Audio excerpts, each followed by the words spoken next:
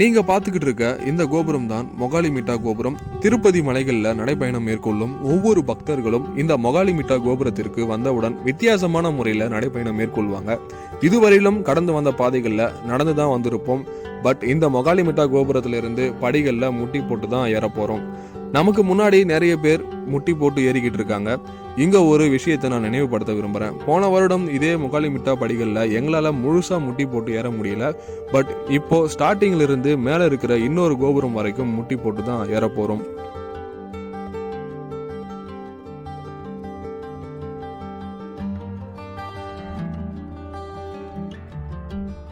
இந்த வீடியோவில் ஒரு முக்கியமான விஷயத்தை பற்றி சொல்லணும். அது என்னன்னா உடற்பயிற்சி. இன்றைய காலகட்டங்களில் எல்லாருடைய கைகள்லையும் வைரஸ் மாதிரி ஸ்மார்ட் போன்ஸ் தான் பரவி இருக்கு. ஸ்மார்ட் போன்ஸ் பயன்பாடுகளால் நிறைய பேர் ஒரு இடத்தை விட்டு இன்னொரு இடத்துக்கு போக முடியறதில்ல. இதனால உடல் ரீதியாகவும் மன ரீதியாகவும் நிறைய பிரச்சனைகள் தான் வந்துகிட்டு இருக்கு. இந்த மாதிரி பிரச்சனைகளை ஓரளவு சமாளிக்க மலை மற்றும் காடுகளில் இருக்கின்ற கோவில்களுக்கு போகணும். ஏன்னா காடுகள்ல சுத்தமான காற்றும் அங்க இருக்கக்கூடிய விலங்குகள் மற்றும் மரங்களை பார்க்கும்போது மன ரீதியா ஒரு அமைதி கிடைக்கும். மன ரீதியா இருக்கின்ற பிரச்சனைகளும் போகும். மலைகள்ல ஏறும்போது நடக்கும் போதும் உடல் ரீதியான பிரச்சனைகளையும் சரி செய்ய முடியும். அந்த வகையில திருப்பதி கோயில் ஒரு சிறந்த இடமா இருக்கு. திருப்பதி கோயிலுக்கு போறவங்க பஸ்ல போகாம மலை மற்றும் காடுகள் வழியா நடந்து போங்க. அலிபிரி மற்றும் ஸ்ரீவாரி நடைபாதைகளை பயன்படுத்தி படிகள்ல நடந்து போக முயற்சி பண்ணுங்க.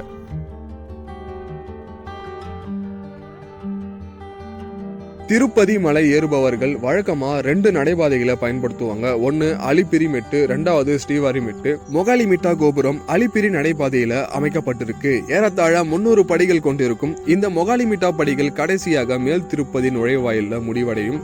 இந்த 300 படிகளை கடந்த பிறகு மலை பயணம் முடிந்துவிடும். இந்த மொகாலிமிட்டா படிகள் எல்லாமே செங்குத்தா அமைக்கப்பட்டிருக்கும். இந்த மொகாலிமிட்டா படிகள்ல ஏறுவதற்கு முக்கியமாக உடல் பலமும் மன வலிமையும் அவசியம்.